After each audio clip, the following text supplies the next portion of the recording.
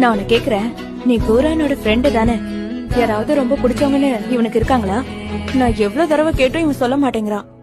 இவனுக்கு இருக்காங்களே, எனக்கு பிடிச்சவங்க இருக்காங்க. எனக்கு பிடிச்சது இவதான். இப்படி கேட்ட உடனே என்ன ரொம்ப சாதாரணமா சொல்லிட்ட? சும்மாலாம் சொல்லல.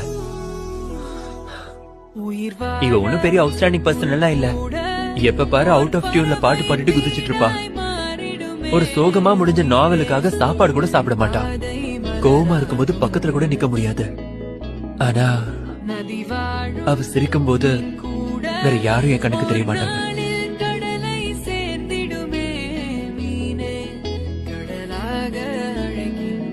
இப்போ சந்தேகம் தீர்ந்ததா? வா போலாம்.